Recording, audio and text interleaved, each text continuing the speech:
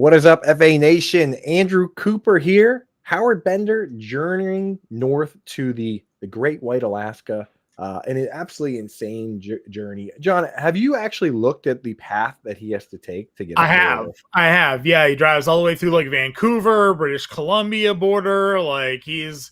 I mean, kudos to him having to do it with all the animals as well, like packing up the car and It's wild business. Yeah. there's So a John, reason. There's a reason he's taking as long as he is because he's got a lot of travel to do with a lot of people. yeah, John Impemba joining me today. That's who you're hearing. And yeah, if you check the map, you actually can't just drive straight to Juneau. There's no path. It is wilderness and it's on the water. So you have to drive all the way up and then down and then take a boat down. Yeah, take a ferry. Yeah. Take a ferry. So he's going to be doing that all week. He's going to be back up and running on Monday. Reportedly, the internet out there is even better than his internet in San Francisco, which is good news for all of us. No days off for Mr. Bender and no days off for us. It's Wednesday. That means best ball in July at least. Once we get into August, we're going to really hunker down and get you guys ready for your big drafts. Also, we did find a way to do some family drafts. Unfortunately, right now, here's the problem. The sites that we typically use, like DraftKings today, they got rid of the private live draft. So it's difficult for us to do that.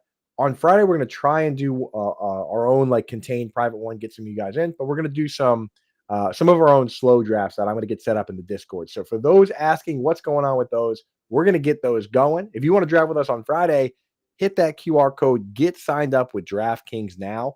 Right now, they have a pretty good deal for their Millie Maker. When you get signed up, either with that QR code or if you go to fantasyalarm.com/DKBestBall, if you jump into one for $20, they give you a ticket for another. So an extra free entry, 2 for 1 into a contest that has $15 million in prizes. Top prize is 2 million bones. That's what we're going to be doing today. John and I are going to go through. We're going to hit on. We got a bunch of promos going on right now, Coop. Too. If you go to your promo section over in DraftKings, right now you can earn up to $100 in best ball tickets when you sign up. So basically, buy one get one up to 5 entries. So they're really giving you free ones right now. So good. Definitely now is the time to go check it out. Oh, that rules, dude. Yeah. So definitely once you get signed up over there, check out all the offers. I love it over there. That's actually where I do most of my sports betting. They right now they have more props than anybody else, and that's what I like best. I'm a fantasy football guy. Obviously, I do it all, but the props translate best to fantasy football. So check that out over at DraftKings. We're gonna get this up and popping soon. Just want to say first, what's happening to everybody in the chat? See Mile High Luke, Jerry. Yes, Howard is up in Alaska with the XMO. I just hope he likes it up there. He deserves to be happy, to be comfortable. So I hope he enjoys it up there. Why the move to Alaska, Fatty? He wanted to change. He's wanted to go up there for a long time. He's been up there before. He loves it. Also, he's a remote worker. He works online. Moves all his shows a little earlier in the day. Maybe get done a little earlier. And he's a man of nature too. And you go out there. People think Alaska, and obviously they think like cold, snow, and all these things. He's kind of moved into. But he kind of likened as almost like the Alaskan rainforest, where it's kind of like more mild temperatures near the ocean, shoreline, whatever, so they can take the dogs out. He'll tell you more about it when he finally gets there. But he is, he's excited for the move, and we're happy to give him that. Yeah, when you look at Alaska, it is a massive state, and there's also a tail that comes down kind of at the bottom. He's on there. So he's not up in like the true tundra. He's still up there north of any other state, but still not as bad as you might think. No. All right, we are in to the draft room here. Let me pull this puppy up. K Sizzle has it right in the chat. Let's get that money today, baby. So what we're going to do, we're going to go through, share all our thought processes, and we'll also share what we think about training camp news coming in so far. Most importantly, what matters and what doesn't, because there's a difference. There's not every piece of news matters and what doesn't. So I'll give you an example first. Something that does matter to me personally is we are getting guys showing up to camp or not showing up. Right now, if you are healthy, you're showing up. You're not on the PUP list. You're not on the NFI list. You're there, right? If you aren't healthy, and we haven't had any reason for people to report this to us, then you might not show up. Chris Godwin has not shown up. Guys like who else has not shown up? Brandon Ayuk, Calvin uh, It's a quick Christian one. I was like, Watson. where are we? Where are we? What name we struggling there with? The scariest one, Najee Harris. I got stuck between Calvin Austin Yeah. and Christian Watson. That's where I got tangled up. But also Najee Harris not showing up with this eye issue. I mean, what's going on with that? So that for me matters. John, for you, what kind of stuff, at least in the early parts of training camp, don't really matter? You should be careful. I think it all really depends on how quickly they land on and off the NFI or the PUP list, right? Like, yesterday, we're, Patriots fans, we heard the Mike Vrabel press conference. A couple of guys landed on the PUP list to start camp, but then you listen to his press conference. He's like, yeah, these two players are likely going to come off the PUP list tomorrow. So, with Chris Godwin, he is starting, on the PUP list here, had apparently now a scope procedure on the ankle, which is why he's not ready to go right away. That seems a little less concerning than if he had some sort of like major setback. So for me, it kind of all depends on how long and how much they're actually missing when it comes to the injuries. Because some of these guys just show up, they're on it for a day, they were late to their physical or whatever, and then next thing they're kind of ready to go. Some of these guys failed their conditioning tests because they came in a pound or two overweight, and then the next day they shed it and they're good to go and on the field. So you need context around some of these guys who are not initially with the team, and you can kind of, go from there. Yeah, I mean, and so just like last year, you're going to see some of these guys are going to show up by the end of the week. Like you go on the PUP list if you're not ready to be out there. Sometimes guys like Matthew Stafford, for instance, he's got like a little back issue and he's out there but not doing things in full. But some of these guys will be out there by the end of the week. Wouldn't be surprised if some of these guys like Austin Hooper or Mac Hollins do show up. On that Patriots note, though, it's worth noting Stephon Diggs not on the PUP list. He's good to go. So for me, I'm not going to knock him for an injury that's not bothering him. He has tons of incentives in his contract. But I mean, every game he misses, John, costs him $200,000, which is a $3.4 million when the season's done. He's got season-long incentives that are totaling another $4 million. We're on the clock here. I'm looking at I'm a pro Christian McCaffrey pick here, by the way. Let's do it. Let's do McCaffrey. That's the pick for me as well. So I'm glad you said that. With a guy like Christian McCaffrey, again, perfect example of people fading him because they're projecting an injury, but currently he's not hurt. And people are worried about the calf, but last year he actually had the stem cell treatment done, the same calf stem cell treatment that George Kittle had done in Panama. He had it done in Germany. People don't realize George Kittle had the same calf tendonitis issue. He had stem cells done. He came back fine. They have a history of this working. Then when he came back, he actually hurt his knee. He didn't hurt his calf again. So when I ask people, I'm like, what injury is it going to be? They say, oh, it's the calves. But the calves were healed last year. And then I point that out and they go, well, it'll be the knee. Like, instead of guessing who's going to get hurt and doesn't get hurt, why don't you draft the good players? Too many times you go out and draft. Like, what are you going to do? You're going to draft a worse player and then sit here hoping that guy doesn't get hurt? It doesn't make sense to me. I'm not doing it. I'm drafting good players, and then all my players, I will just hope they don't get hurt. We're back on the clock here. Derrick Henry, Brian Thomas Jr., Drake London. I don't want to go back. I would go Derrick Henry. I am all about getting the running backs. This is the team that I went the furthest last year. Now you obviously went very far in your best ball contest, but the team that I went the furthest last year, I went bully running back because everybody was off. Everybody's always like fade the running backs, take the wide receivers, and I was getting elite running back tier. Now Derrick Henry, you were able to kind of get in this second round. Josh Jacobs is a guy you were able to get a little bit later because people were down on him in Green Bay, and that obviously turned out fine. Got like a late Alvin Kamara. But you're getting Christian McCaffrey, who is routinely a top 5, top 3 fantasy player in the back end of the first round. Derrick Henry coming off of a tremendous season, and nothing to me would lend to think that he's going to have any less of a productive season in Baltimore at the second round again. So give me the heavy running back out here early. If Achane was there, I might have gone there. I know Howard Bender's not a big fan of the Miami Dolphins situation. Him and I talked about that on the Fantasy Alarm show when we did the show together last Wednesday. I'm okay with the Dolphins because their offense is good when Tua is out there. Now, Tua is prone to injury, at least prone to concussions. You're hopeful this year they are teaching him how to fall and protecting him a little bit better. But as long as they have a competent quarterback and maybe even having Zach Wilson now as an actual backup can allow that offense to be a bit more productive if Tua something was to happen to Tua there. But like I'm buying in on Tyreek Hill. I'm buying into Devin Achan. Like I'm good with those guys here. As long as Tua is healthy, you're getting Tyreek Hill in the second round, a guy that again is a top 5 pick, you know, last year, like Right. so I'm happy grabbing And I love Achan, especially in this format. big Like if you're playing a standard league, whatever. We don't really play standard. Half PPR even, I might consider Henry over him. In full PPR, I'm taking Achan. yeah. Fact. Like this is a guy that ran, and I've mentioned it a ton of times on the show, 168 wide receiver routes. That is the most since David Johnson 2016.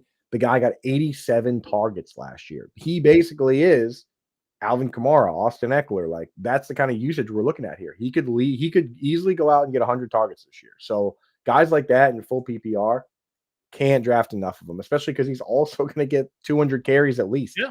You know what I mean? Like guys like Austin Eckler and Alvin Kamara, neither one of those players has ever had 1,000-yard rushing season. Guys like Philip Lindsay and Tyler Algier, they can have all the 1,000-yard rushing seasons that they want. They're never going to be the RB1 overall in PPR like those guys can, unless you're getting those 60, 70, 80, 90 targets. This dude got 87. He absolutely has to be on the board. I get Howard's concerns, but those concerns don't apply in PPR and definitely not in best ball. This guy can rip off crazy 67-yard touchdowns at any notice. You know what I mean? At any moment.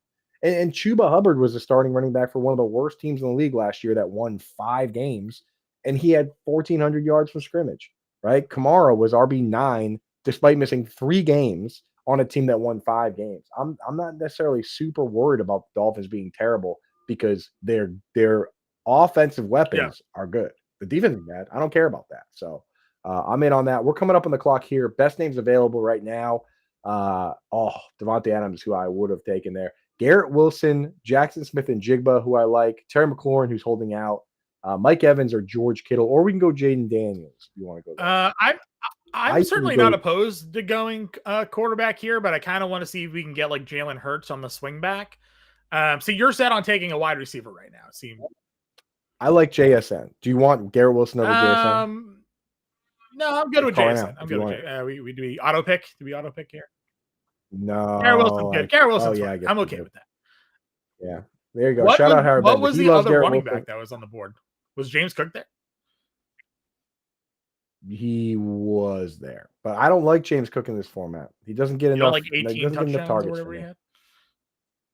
Well, if you could guarantee any player 18 touchdowns, he would be going in the first round, Johnny. I worry for him because when you go and look at how they split up the work, he does get the carries on first down, right?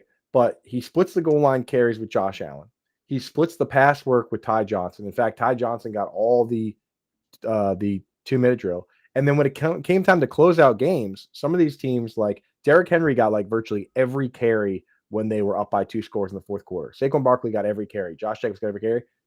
Ray Davis got more carries than here since we were going to take him on the last one, and he still fell to us. I mean, dude, so that's part of the game here. That's how you get crazy value. Is that Garrett Wilson at his ADP?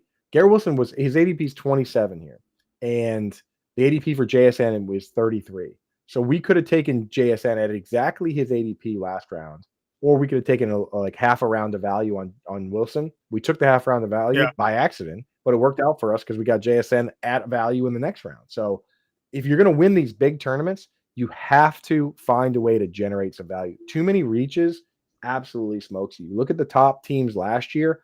Yes, a lot of them had Burrow stacked with Chase and stacked with Higgins, but there were only the very few of the teams that reached on Burrow made it to the top. A lot of these guys were getting Burrow in like the 7th round. And also the real league winners were guys that got crazy values on guys like James Conner and Adam Thielen and Brian Thomas Jr. If you're taking guys like James Conner that sometimes slides a full 2 rounds, that's how you get both the combination of the right players and the difference making closing value, right?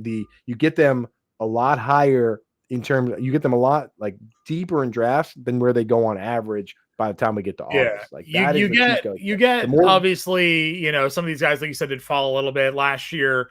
Those who were on Chase Brown, right, or Jaden Daniels in late rounds, like those were guys that you're able to kind of pick up and have winning. Chuba Hubbard, obviously, a guy that was going like later in drafts that had a lot of success for a lot of fantasy teams here. So quarterback run going a little bit. Daniels, Hurts, Burrow now off the board. I'm comfortable waiting on quarterback if you do miss these guys. I think there's great value. Like Dak Prescott's a guy that I love this year. Obviously you're already seeing hype of George Pickens making long touchdown catches, but look at what Dak Prescott does when he's healthy these last couple of years. These guys thrown for like 4,800 yards. They have no run game to speak of. We don't really know what's going to happen there with Sandals and Javonte Williams and Jaden Blue and whatever else is going to go on there. So they're going to have to throw a lot. right. Ferguson's back, healthy. George Pickens, a great downfield threat. You have CeeDee Lamb. I think there could be set up for a big Dak Prescott season. You're getting him late round, Jordan Love, CJ Stroud. You're getting a lot of these guys. I like Caleb Williams. I know some people are worried about like a new system and him having to learn it. But like if you trust Ben Johnson as a coach and offensive mind, then you should trust what this Bears offense is going to look. They improve their offensive line. They have elite wide receivers. They have a good running back room. They have the number 1 overall pick quarterback. Like there should be a lot to like when it comes to the Bears this season. So yeah, absolutely. And we've got I write the tight end articles for the Draft Guide. John writes the QB articles. John, when can we expect this those? week? Coming up They're going to be done this week, right? Right. Now they'll be published and done by this weekend. So boom. So why not? We'll hold off a little bit on QB and we'll find the value. QB and tight end. We'll find the values as we go. Oh, Waddle went. This is our chance to take Waddle without Bender here. Yeah. So best available: Sutton, Hubbard, Ridley, James Conner, Travion Henderson. I would go Hubbard again. I'm good with getting running backs here. If you want wide receiver on the way back, I like Calvin Ridley a lot. A guy that has 1,000 yards receiving in back-to-back years with bad to above bad average quarterback play, right? With how things ended in Jacksonville, and then obviously last year with a hodgepodge of quarterbacks throwing him the football. Now you give him the number 1 quarterback overall pick in Cam Ward, and I would imagine as long as he stays healthy, there's going to be a lot of volume going to him there. So I'm good going Calvin Ridley. I did like Cortland Sutton. Obviously, that guy's a boss. There goes Ridley. So miss out on him. Ridley. Yeah. Here's what I put in the chat. Here's what I put in the queue. Travion Henderson, RJ Harvey, and then one of your favorites that I do like in this format is Jacoby Myers. I would take Pickens if he gets to us. He should be in that. He should be in that general vicinity, right? Oh, he did already. He's gone. Right. I'm looking at your board and looking at an ADP list here. So who's the number 1 wide receiver left? Yeah. The number 1 wide receiver just went Rome Odunze. The next couple are in ADP, Deebo Samuel, and then Jacoby Myers, and then Jerry Jeudy and Chris Godwin, Juwan Jennings. Jerry Judy's intriguing. I don't mind Myers here. What are your thoughts on Juwan Jennings? They said he did not request a trade. I would love to take Jennings. Would you be down for that? Okay, let's take Jennings. I like Jennings a lot, and here's why. With that team, if everyone was healthy, you would expect Brandon Ayuk to be a full-time wide receiver. They pay him a lot of money. He's been a full-time wide receiver, right? They use a fullback and they use a blocking tight end a ton. And they brought back Juszczyk. They also paid Luke Farrell a ton of money. And obviously George Kittle got extended too, right? When you have that many guys that mix and match, the wide receiver 3 gets kind of they get held out, bottom line. Juwan Jennings, to me, to start the season, is going to be their top wide receiver. Him and Ricky Pearsall are going to play full-time snap share. When Ayuk gets back, there's a chance Ayuk is just a part-time player for the rest of the year. But if he becomes a full-time player, I think that comes at the expense of Ricky Pearsall. So to me, the one guy that I think could go pole to pole being a full-time wide receiver for this offense is Juwan Jennings. And if that's the case, I mean, he pretty much led the team in targets last year. Like he could come out and be the number 1 wide receiver for Brock Purdy, and that sounds pretty good to me. So I'm drafting Jennings, I'm drafting Kittle, I'm drafting McCaffrey. I'm not drafting a ton of Pearsall or Brandon Ayuk. Just to pop in the chat real quick, a couple questions came up.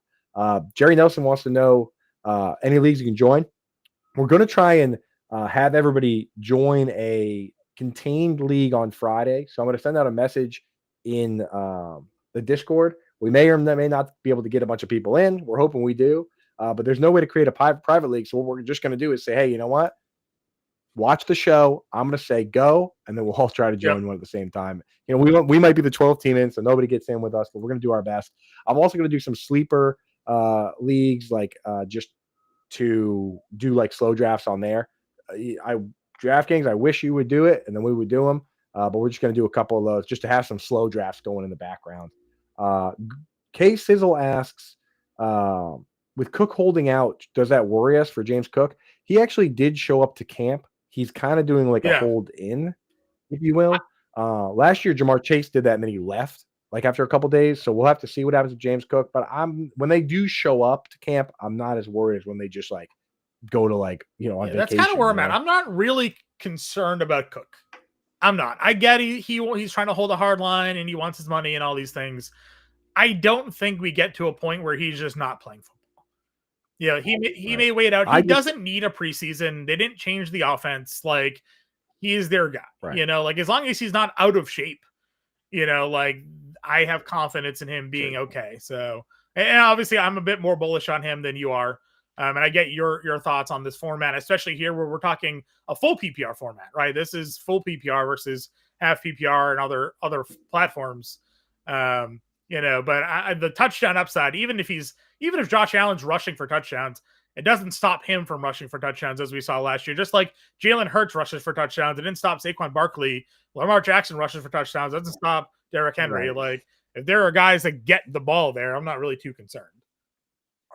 Yeah, I mean, my one pushback on that is that you look at it's not built evenly among those guys. Like Derrick Henry actually got every single carry inside the 5-yard line, and Lamar Jackson got 0.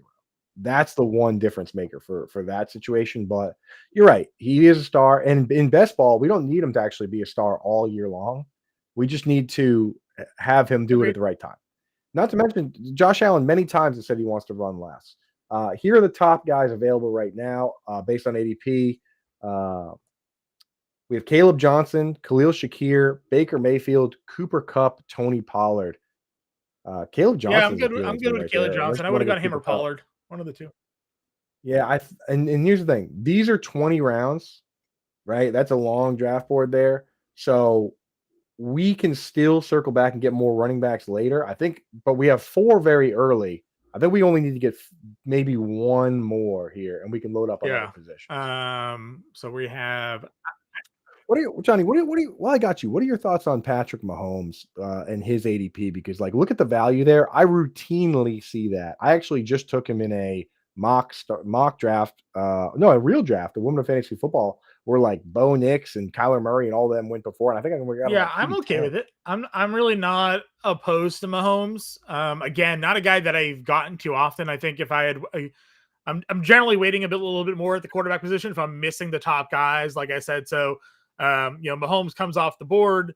Then you have like Bo Nix, Kyler Murray, Dak Prescott, Caleb Williams are guys that I'm kind of looking for. Again, if you want to wait even longer, like I like Jordan Love, I like CJ Stroud. So I think you can go a bit later. We just got scammed here because I'm sure you would have gone Evan Ingram at tight end. I would have. But here's what I want to do here. We're going to grab Cooper Kupp here, and then we're going to sneak Sam Darnold on this team later.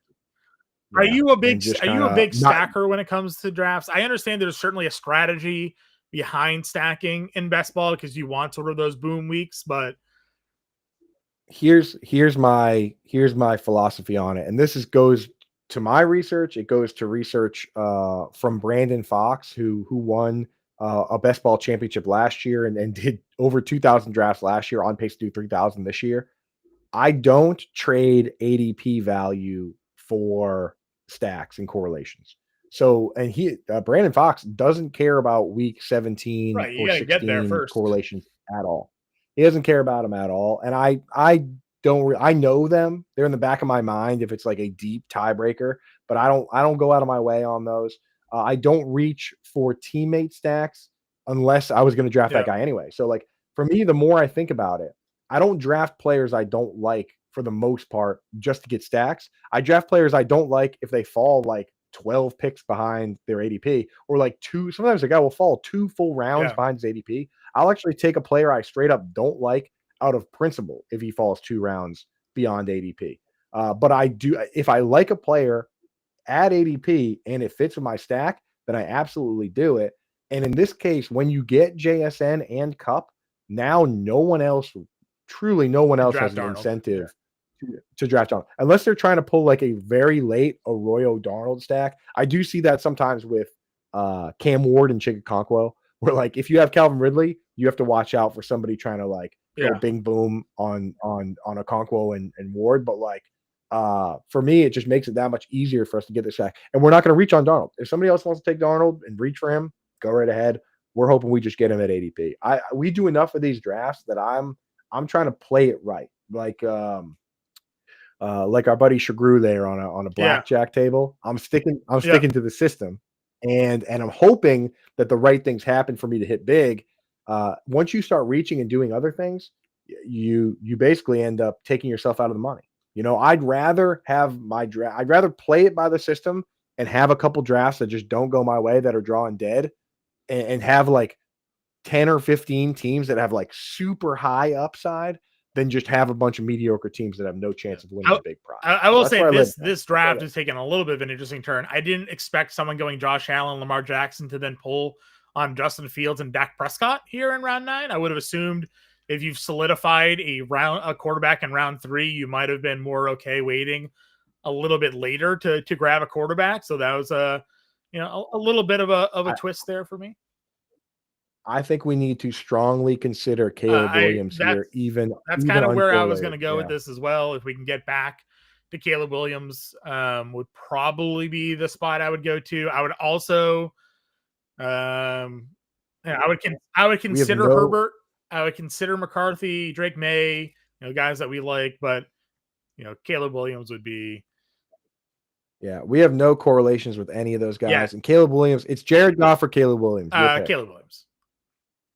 They're both at the top of the queue. So the top of the queue was Goff. Oh, that was you. Okay, good. I thought we got sniped. You scared me there. So yeah, it was the top of the queue was Goff, Jaden Higgins, Caleb Williams. If we can get Jaden Higgins on the way back, then I'm cool with it. But that wasn't necessarily a pick. Jaden Higgins isn't a guy that I would sacrifice too much to get. Drake May going there. I love taking May. Yeah, the running upsides there.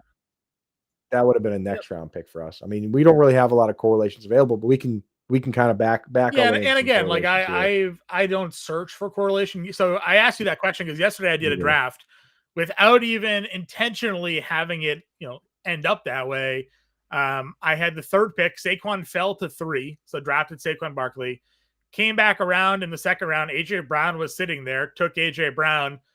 I reached a little bit in the early third round because you have the whole swing to come back to you, and took Jalen Hurts. So I started my draft with Saquon Barkley, AJ Brown, Jalen Hurts. By the time it came back to me in round 4, Devonta Smith was sitting there. So I'm like, I could just full Eagle stack, this entire team unintentionally. I didn't go into the draft to draft an Eagle stack, but an offense that's going to score a lot of points, and you're not like getting their secondary pieces. You're getting their core offensive players there. So. Yes, I love the Eagle stack this year. I think they're due to regress towards some passing. I find that Jalen Hurts' ADP makes me very unlikely to take Josh Allen or Lamar Jackson. Not that I don't think they're good. It's just that I can get Hurts or Jaden Daniels. Like you look at this draft board here, you can get them around sometimes 2 rounds later. I don't necessarily think that the upside for any one of those 4 guys could be the top QB. Right. That's just the way it goes for me. So we did get Jaden Higgins there on the way back. I think we should actually consider at ADP just because he does have a good amount of unknown upside as a rookie. He does potentially have a path to targets, and he does stack up with Caleb Williams. Where we pick next lines up pretty well with where Colston Loveland typically goes. And I don't have a ton of exposure to him, so it would be nice to have a little bit of Loveland. If he's there, I'm thinking either Loveland. It's about time for us to take a tight end. Tucker Kraft, Loveland, or Kincaid at this next spot. I'd be fine with whoever's I'm still there, bullish on Kincaid. I'm willing to give him a bounce back. And if you wanted to stack somebody, I mean, I assume Burden's still there on the board somewhere. So like if you wanted to grab just another Bears wide receiver, like you could grab that. See, I was thinking about that, but I think so I think somebody Did he actually get reached taken for him already? because I think he's gone. Yeah, I think somebody grabbed him because I was looking for him earlier and I was surprised to see that I couldn't find him. No, actually, no, Oh, he just just went. went. All right, well, there you go. So we spoke it into existence there. I was looking, his ADP must be down there. He is somebody who he's not ready Yeah. for camp right now. But I'm not What are super your worried thoughts on Quentin about. I'm not Johnson? super worried about. Everybody's talking Trey Harris up. It wasn't too long ago that we talked year 3 breakouts for wide receivers, Right. but then we got blessed with just so many great wide receivers producing right away.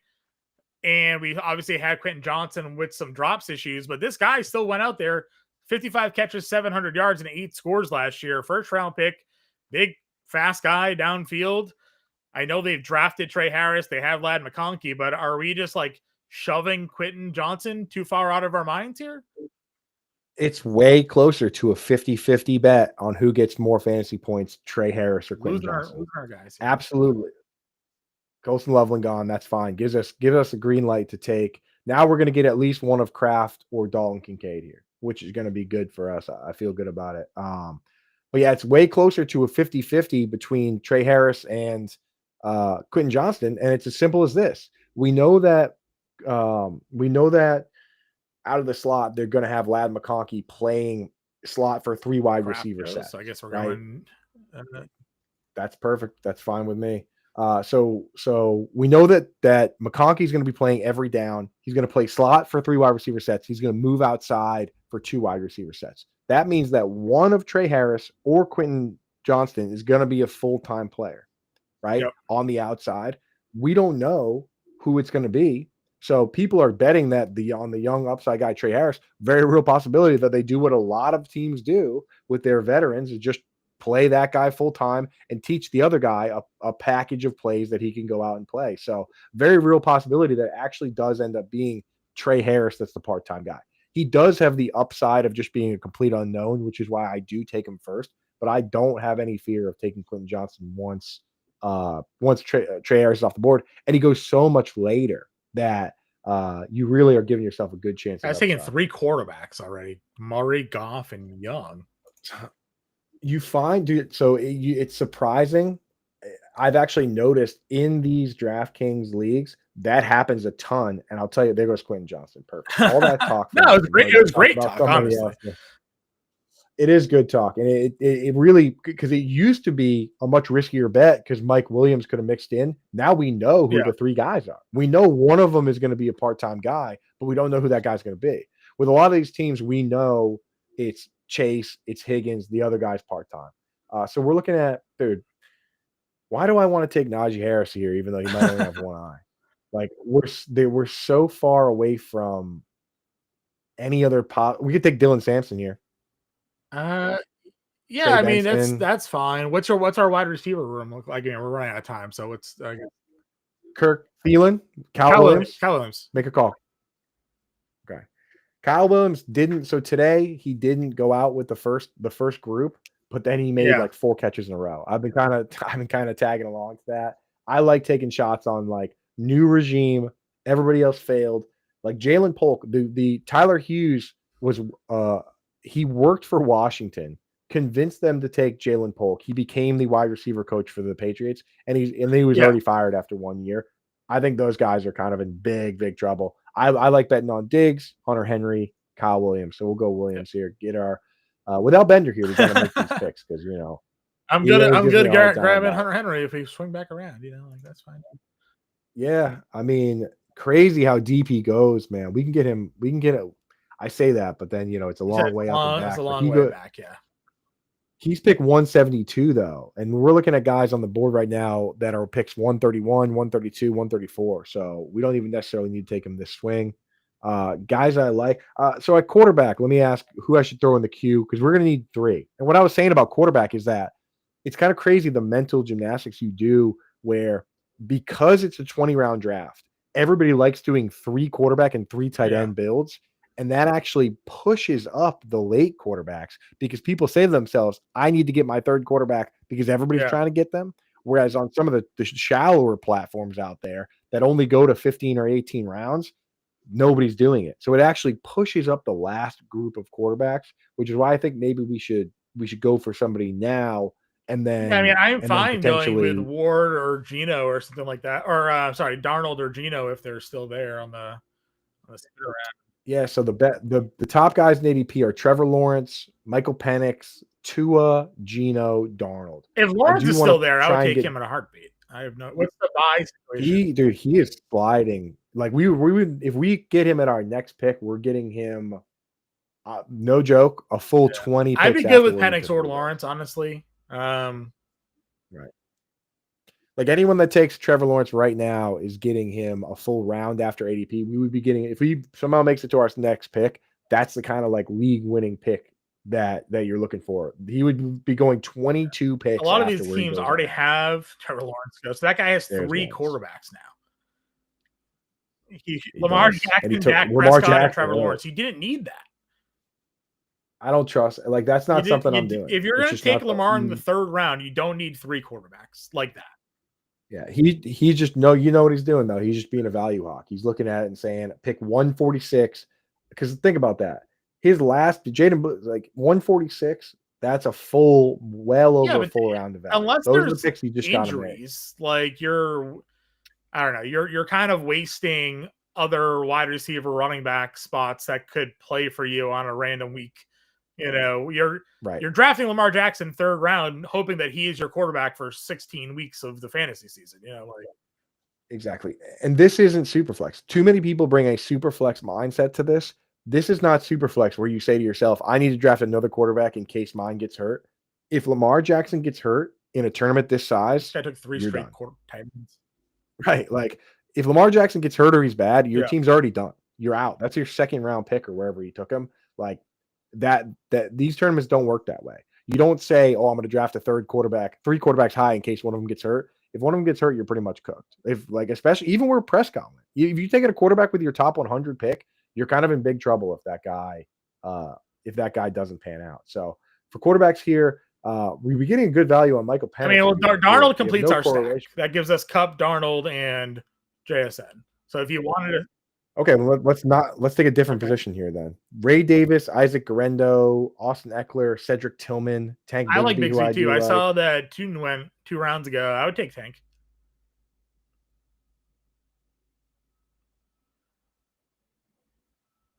Was he there?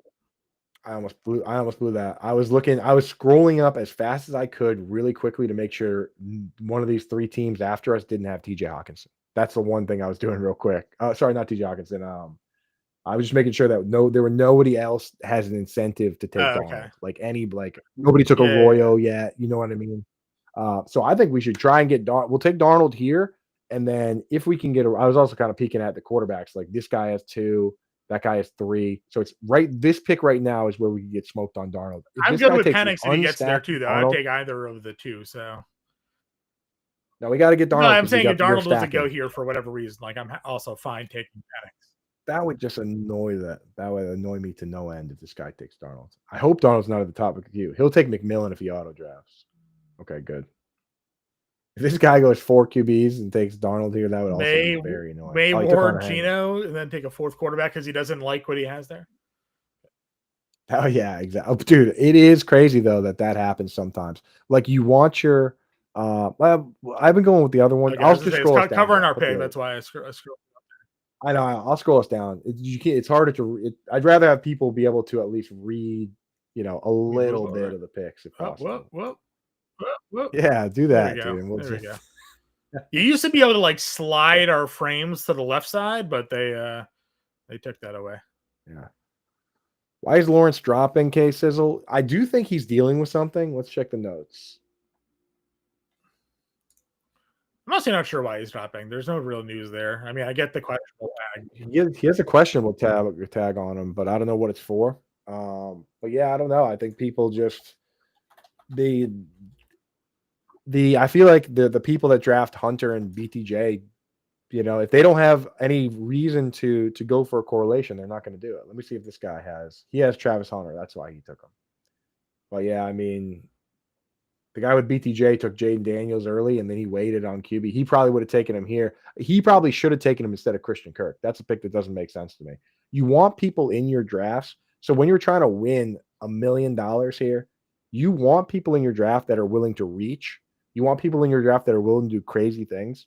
One of the worst things you can actually have in your draft, believe it or not, is somebody auto drafting that doesn't have their own rankings in there, because you're never going to get a full like 2 rounds of value on anybody, because the auto drafter is just going to keep skimming the guys off the top.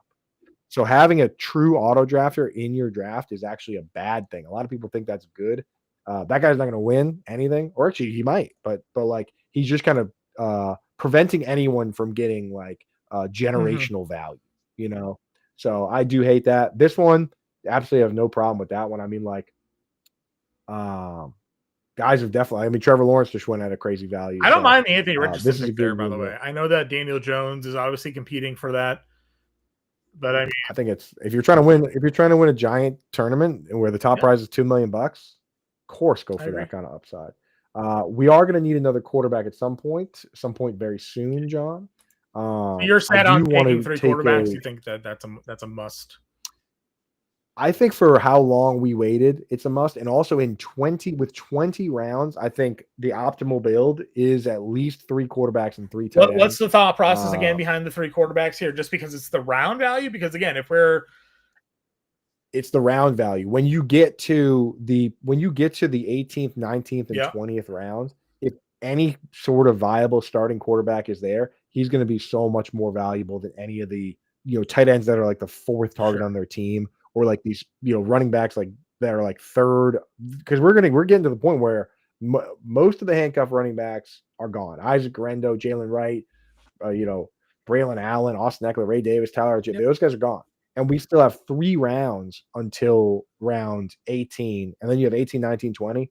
That's where I love taking a tight end. I think we can take tight ends at that point. I would like to consider Elijah Arroyo. I don't think we need to yet, though. Definitely don't have to yet. Best available for us is Alec Pierce, who is a good best ball player, Rico Dowdle, Roshan Johnson, DeAndre Hopkins, Josh Palmer, Chig Okonkwo, I would consider, Demario Douglas, Pat Bryant. I like the wide receivers in this range. What do you think? Were they that wide receiver list? Pierce, Hopkins, Palmer, Douglas, Pat Bryant are the guys. I like Pierce. Yeah. We should take Pierce here. He for all the knocks on him and him not being a top 2 target on the team, guys that are 6'4" and run like, he's fast and run deep ball routes. That's the exact kind of guy that can crack our lineup by just having like a 70-yard touchdown at some point. And he plays over until they tell us something changes. This guy plays like 90% of the snaps. He plays over Josh Downs flat out. And I mean, Daniel Jones throws the ball downfield. I mean, it's not always great, but like all those times throwing to Slayton, and obviously we know Anthony Richardson throws the ball downfield. That's what all that they were connecting on when it came to there. I like that Roshan Johnson pick by again, like we know what Ben Johnson does for an offensive system. They utilize 2 running backs. Swift fits the mold of a Jahmyr Gibbs-ish type player. They use a little bit of a power back. Johnson could have filled that role. I had Jerome Ford in the queue for us. Yeah, he went with last round. As our next back. Yeah.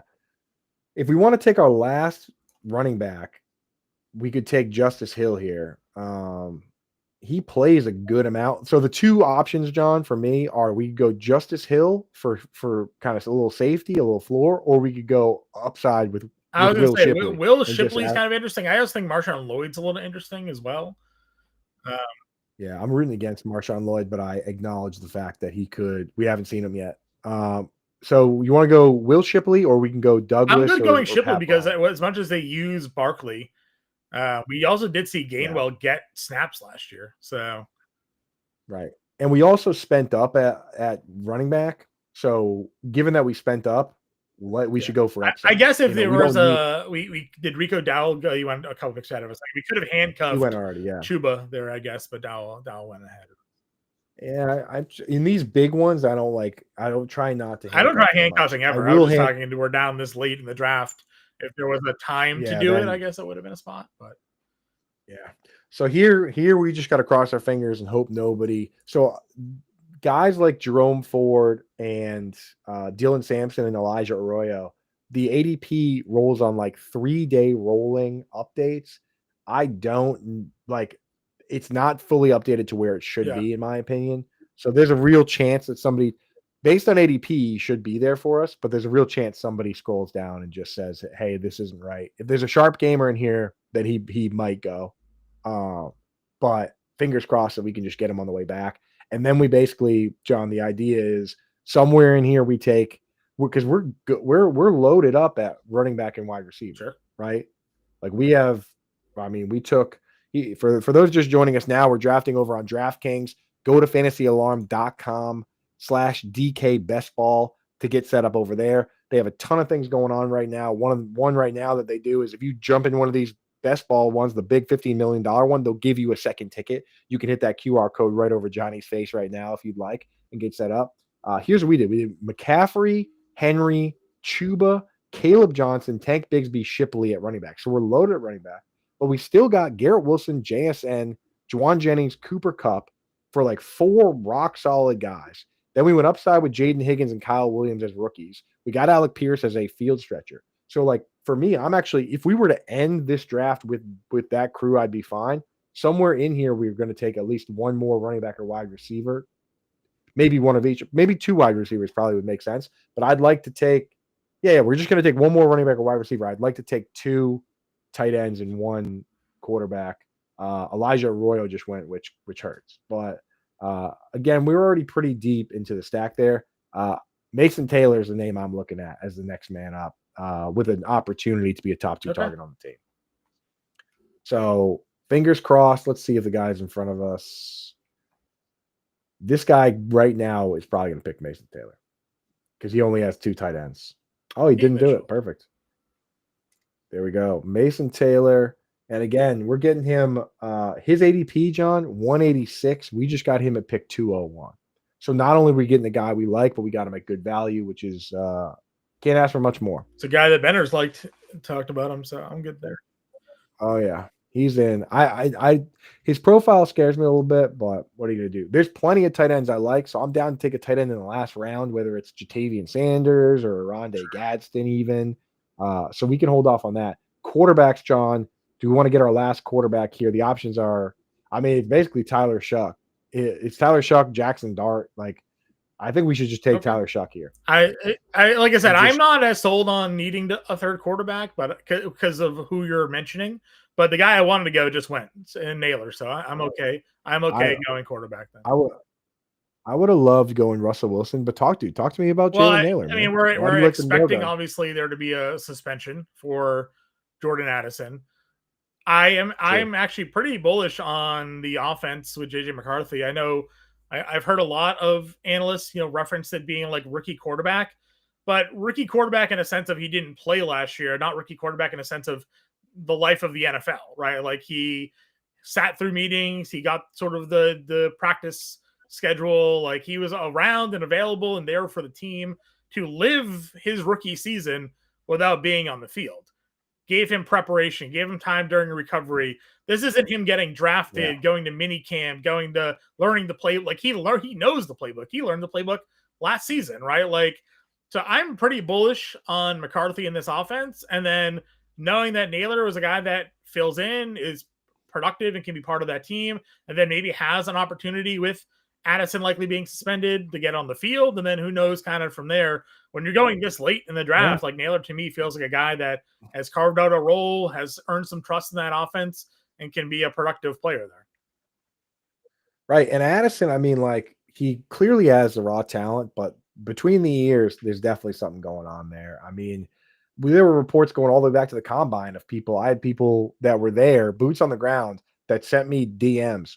At least one in my DMs, and then I talked to somebody else that was there that basically said, off the record, this guy doesn't sound like which again, you can't really come out and say that, but I can tell you, credible report for somebody I know was there asking questions directly to these people that came out and were like, hey, you know what? I'm not sure if this guy's going to get it. He's gotten in trouble multiple times now, once for speeding, once for a DUI. After he got the DUI, he posted a picture of him at brunch drinking a mimosa. It's like little things like that Yeah. makes you wonder if these guys are going to figure it out or if they're going to be one of those guys. And if you have a guy that are screwing up, who is going to be the next man up? So I get it. I haven't drafted a lot of Naylor. I got to mix him in a little bit. One move that was shocking to me is that the guy that took Russell Wilson there, which I would have definitely entertained taking Russell Wilson. I can't believe he didn't take Darius Slayton with his very next pick. That would have been such an easy stack for him with a deep ball quarterback and the guy that runs the deep routes for that team. I was kind of surprised by that. It was sitting right there. Yeah, Right? the Keenan Allen snag there is pretty good because the reports came out today that like multiple teams have reached out with interest. So like Keenan Allen could be an early camp signing and then be ready to go, for whichever. Right. I'm surprised he's lasted this long out there. It's not like Keenan Allen had a bad year last year. No, he was good, man. In fantasy points per game, including games that he was playing banged up, he was still a wide receiver 3 in fantasy. You know what I mean? It's Yeah. like in something like this, you're drafting him as your wide receiver 7. So somewhere in here, I want to get another tight end, and then we'll just get either a wide receiver or a running back. I think we're good at running back. What's your tight end target this late in right now? I'm looking at guys like Juwan Johnson, Theo Johnson, maybe Jatavian Sanders, Oronde Gadsden. Okay. I do like the idea of Gadsden a lot. With him, he doesn't need to be the starting tight end in this scheme. We watched 2019. Greg Roman actually had Nick Boyle play 70% of the snaps, and Mark Andrews only played 41% of the snaps, under 50% of the snaps. But Mark Andrews is a top five tight end for fantasy because he just lined up and played a lot of split end and slot and all that. We've also seen Mark Andrews have a top 5 all-time season with Greg Roman. Andy Bischoff, the tight end coach, was actually with Greg Roman back with the Ravens when they converted Darren Waller from a wide receiver into a tight end. Then, as everyone knows, he kind of washed out of the league, had to get sober, came back with the Raiders as a tight end. But he has even come out and said that Oronde Gadsden kind of shows flashes of that. So, like, for me, I would take either Jatavian Sanders this round or Gadsden next round. So let's just see what's available for wide receivers at our pick, or running backs, and decide that way. We are going to be up momentarily. We'll be up on the next pick. Looking at Raven McLeod, Jalen Royals is intriguing because he's going to potentially Deontay Johnson. I mean, I would consider either Royals or Johnson. What do you think about Deontay Johnson? Is that a crazy pick? I don't think so. If they're going to use them, I mean, there's certainly open competition for him to see the field. I do like Ray McLeod as just knowing that he's a third receiver on that offense, but I'm good there. My Royals problem is that like it's rare that we see like rookie. I feel like every time we have a rookie wide receiver with Kansas City, they don't really live up to the potential that we had expected of them there. So. Right. And the other thing is that the suspension, if it's going to happen to Rashee Rice, which it should happen, is going to be for the beginning of the season. So we're going to lose that player for the most important part of the season. Who the hell is drafting Tank Dell? So why did that guy just take Tank Dell? I don't know. The note on him says like he could be like late in the year. Like so I mean, maybe. I mean, I guess that's not necessarily crazy in a 20-round draft, but like it's crazy for him to come back. You can say it. It's crazy. Okay. You make the call here. Jatavian Sanders or Oronde Gadsden. Jatavian Sanders is out there. I would take Sanders because I feel like more confident in him being on the field. So he was at him. So the plus for Jatavian Sanders, I actually tweeted about it earlier. Tommy Tremble had back surgery, and he's going to miss pretty much everything this offseason. He missed everything already. They put him on the PUP list like a week ago because they knew he was going to be ready for training camp. So Sanders is in the driver's seat there. And, I mean, there's no guarantee that Ted McMillan hits. There's no guarantee that Adam Thielen comes back at his age and looks good. There's no guarantee that Xavier Legette takes a step forward. There's no guarantee that Jalen Coker does everything. I mean, like, there's an outside chance that Sanders is like the top target on this team, but he could easily be a top 2, or he could just be another guy that rotates with Tommy Tremble. But he did look good in the games that Tremble missed last year, and that's what we're betting on there. So here's the squad right now. Running backs are Christian McCaffrey, Derrick Henry. My goodness, could that work out real nice? Chuba Hubbard also there. We know that they put They put Jonathan Brooks on season-ending IR, so he's done. He's not walking through that door. Caleb Johnson, driver's seat for a team that wants to run heavy and use a million tight ends. Tank Bigsby could literally be the starting running back for the Jaguars. Will Shipley is our pure handcuff. If anything happens to Saquon Barkley, he's more athletic than A.J. Dillon. For wide receivers, we have Garrett Wilson, the best target by far on that team. We also have Mason Taylor. Maybe we all have the top 2 targets on the team. We have JSN, super highly consolidated scheme where they use a fullback and a blocking tight end. So he's going to get his targets. We have Juwan Jennings, again, super highly consolidated with a fullback and a blocking tight end. Cooper Kupp, super highly consolidated with fullback and blocking tight end. That's what we're going for out here. Now we're taking upside stabs. Jaden Higgins could be the wide receiver 2 across from Nico Collins. Kyle Williams could be the wide receiver 2 along with Stephon Diggs. And Alec Pierce currently is technically the guy that plays more snaps than Josh Downs on that Colts team, plus he's the field stretcher. With our late pick, we threw a dart at Deontay Johnson. All Deontay Johnson has to be is better than Cedric Tillman. That's it. That's not a big. Tillman was good last year, but still there's right. opportunities there for him. Tillman also quietly missed the 5 games. Like basically he got put on IR with a concussion. Hopefully he's fully recovered from that. But like anytime guys have season-ending injuries, you have to keep tabs on it. We waited on quarterback and tight end. So we went, not too long on quarterback, but we didn't take a QB in the top 10, did we? No. 1, 2, 3, 4, 5, 6, 7, 8, 9, 10, 11, 12. Yeah, outside the top 13. So this is why we do 3 quarterback build, John. I know you love Caleb Williams, but we waited. So we have the luxury of taking 3. We went Caleb Williams as just a naked pick. We didn't get Loveland on the way back or Luther Burden. We probably would have. Then we took Sam Darnold to stack up with Kupp and JSN. Entirely possible that he puts together some decent games. And then we took the last available starting quarterback in Tyler Shuck. So not so bad there. I like the feeling of that. We took Dalton Kincaid as our first tight end, Mason Taylor, who could be a top 2 target on the team, Jadavian Sanders, who could be a top 2 target on the game. These are the games you got to play. I don't think we took more than 2 players, 2, maybe 3 guys ahead of their ADP. I think we got virtually every player at or below their ADP, some of them a full round of value like Mason Taylor after ADP. So I'm going to label this one Coop and John, and hopefully we're splitting them cash and checks. $1,000,000, cash and checks. If you want to cash checks with us now, ladies and gentlemen, go to fantasyalarm.com/DKBestBall, or just hit this QR code that is about to appear over Johnny's face right now on the screen. You know what, Johnny? Let me make you big so you're not hiding there. There we go. Then now you can point at the QR code. Get set up now with our friends over at DraftKings. Make sure you're good to go and ready to rock and roll for this year. I do, John. Any last things on our team here? Any last thoughts before I give a quick read to everybody? No, I think we're set up. Like I said, I like going RB heavy early, especially when you're in the later rounds, drafting late in the first round, because there's just elite talent that should be in the first round that you're finding in the back end there. So I hopefully some of those wide receivers we have can come through, because I think we're pretty strong at the running back position.